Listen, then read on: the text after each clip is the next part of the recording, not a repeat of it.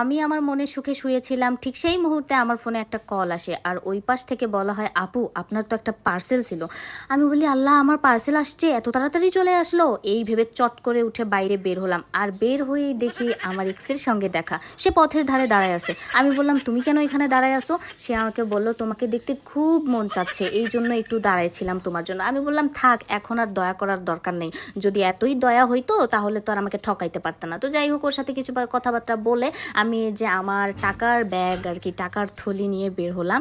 তো যাই হোক, আসলাম, এসে বলতেছে যে প্রাইমের সামনেই দাঁড়াই ছিল। তো আমার হসপিটালের সামনে থেকে আমি পার্সেলটা রিসিভ করে নিয়ে যাচ্ছিলাম। পার্সেলটা আমার খুবই ইম্পর্টেন্ট একটা জিনিস ছিল, যেটা আমি অনেক দিন ধরে নিতে যাচ্ছিলাম, বাট পারতেছিলাম না। আর এখানে আশেপাশে খুঁজতেছিলাম, আর খুঁজতে থাকার কারণেও আমি এখানে পাচ্ছিলাম না, কারণ রংপুরে খুব বেশি একটা ভালো এই প্রোডাক্ট পাওয়া যায় না। তো আমার একটাও চয়েস হচ্ছিল না। তো এটা নিয়ে আমি চলে আসলাম, আর রুমে চলে এসে সরাসরি এটা রেখে দিলাম যে আমি এটার আনবক্সিং ভিডিও আপনাদের সঙ্গে পরে কোনো একটা সময় শেয়ার করব। তো সবাই ভালো থাকবেন।